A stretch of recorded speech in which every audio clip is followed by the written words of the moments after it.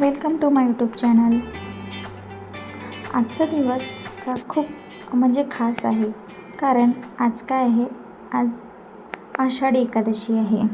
तर त्यानिमित्ताने मी तुमच्यासोबत एक छोटासा व्हिडिओ शेअर करत आहे. तर माझा व्हिडिओ शेवटपर्यंत नक्की बघा. आज आषाढी एकादशी असल्यामुळे माझे घरचे सगळे काम सकाळीच आटपून गेले होते आणि मग मी अंघोळ वगैरे केली आणि सर्वप्रथम देवपूजा केली. चांगल्या दिवसाची मंगल सुरुवात ही मी देवपूजेने केली आणि मग घरची देवपूजा करून झाल्यावर आम्हाला बाहेर विठ्ठल मंदिरात जायचं होतं आणि लवकरच जायचं होतं सकाळी, कारण जर आपण जास्त वेळ केला तर मग तिथे कसं गर्दी होते. तर मग आम्ही सकाळीच देवपूजा वगैरे करून तिथे विठ्ठल मंदिरात दर्शनाला गेलो. तर आमचं छान दर्शन झालं. सकाळीच गेलो त्यामुळे तिथे गर्दी पण अजिबात नव्हती आणि शिवाय मग असं गर्दी नसल्यावर असं शांततेत दर्शन होते. तर आमचं छान दर्शन झालं. तिथे मंदिरात गेल्यावर खूप छान वाटत होतं. सर्व छान आणि प्रसन्न वातावरण होतं मंदिरात. आणि मग इथे दर्शन वगैरे केलं आणि आम्हाला मी घरी फराळाचं बनवलेलं नव्हतं. म्हटलं एकदा आधी दर्शन करून यावं, नाहीतर तिथे गर्दी होते मंदिरात. म्हणून मग आता मला घरी येऊन फराळाचं सुद्धा बनवायचं होतं.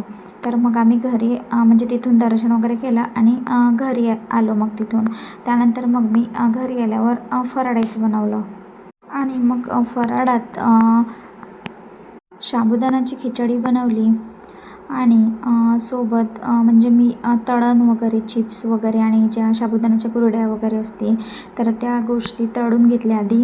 त्यानंतर साबुदाणा खिचडी बनवली आणि त्यासाठी लागणारं जे शेंगदाणे वगैरे आहे तर ते मी रात्रीच करून घेतलेलं होतं. त्यामुळे मग मी आता खिचडी बनवून घेतली आणि सोबत आमटी केली आणि दही पण आणलेलं होतं, तर सोबत त्याच्या दही घेतलं. असा सिंपलसा आणि फराळ बनवून माझा रेडी झाला. तसंही उपवासाच्या दिवशी शक्यतो सात्विक आणि हलका आहार घेतला जातो आणि त्यामुळे आपल्या शरीरालाही थोडं हलकं वाटतं. म्हणून आजच्या फराळात मी खिचडी, शेंगदाण्याची आमटी, दही आणि या प्रकारचं बनवलेलं होतं. आणि हे बनतं पण लवकर आणि चवीला पण छान लागतं. मला यापैकी जास्त काय आवडते कमेंट करून मला नक्की सांगा. आता माझं सगळं बनवून तयार झालं आणि मी गॅसचा ओटा वगैरे पण जिथलं सामान नाही का तिथे ठेवून दिलं. आता मला देवाला फराळाचा नैवेद्य दाखवायचा होता. तर मग मी ते एका ताटात काढलं सगळं बनवलेलं आणि देवासमोर तो फराळाचा नैवेद्याचं ताट ठेवलं.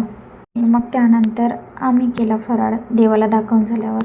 मग कसा वाटला तुम्हाला माझा आजचा व्हिडिओ मला कमेंट करून नक्की सांगा. आणि माझा व्हिडिओ आवडला असेल तर माझ्या व्हिडिओला लाईक करा, शेअर करा आणि माझ्या चॅनलला सबस्क्राईब करा. थँक्यू. बाय.